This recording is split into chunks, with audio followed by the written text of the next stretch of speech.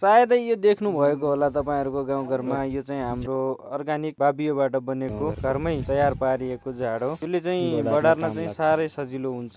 गाउँघरमा यो बाबियो भयो भने जंगलबाट बाबियो लिएर या घरका यताउता पाइने हाम्रो त यतातिर पाइन्छ। यो चाहिँ बनाउन सजिलै छ हैन, धेरै मेहनत लाग्दैन। बनाउन कति मेहनत लाग्छ? 2 घण्टा लाग्छ। हातको पनि सत्यानाश गर्छ यस्तो बनाउँछ।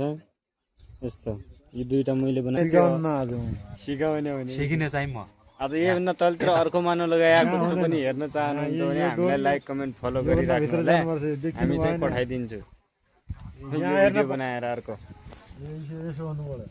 सिकाउन नआछ उइलाई, म चाहिँ सिक्नेवाला हो। मिहिनेत धेरै छ गाइज, यस्तो हुन्छ हातमै। यो डोर पनि यस्तो बनाउनु पर्छ, यो सब काटिन्छ। काटिनु त नकाटिने रहेछ, यो बनाएको भए यस्तो बनाउनु पर्छ। अलिकति यसो गर्यो दाम अनि यो बन्छ, यो बन्छ, यो छ नि, यो बन्छ। यहाँ हाल्ने हो, यसरी हाल्ने, यहाँ चाहिँ यो चाहिँ अगाडि हेर्ने हो, यता चाहिँ झाड लोकल हाम्रो गाउँघरमा बनाउने। यसरी चाहिँ हामीलाई बढार्न काम लाग्छ नि यो बनाएको चाहिँ।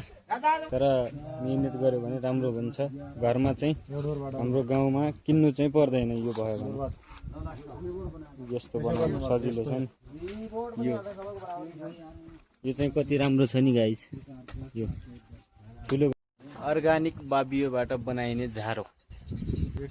हात पनि यस्तो हुन्छ। धेरै टेक छ यो। तेरो हात भएको छ कि छैन दाइ? तेरो हात भएको छ कि खै?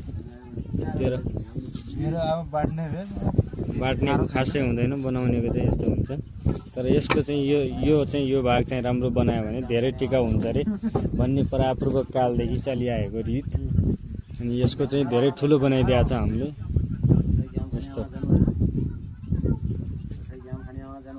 यो चाहिँ बनाउन सजिलो छैन, तर धेरै गाह्रो पनि छैन, सजिलै गरी बनाउन सकिन्छ। यसरी डोर बाँधेर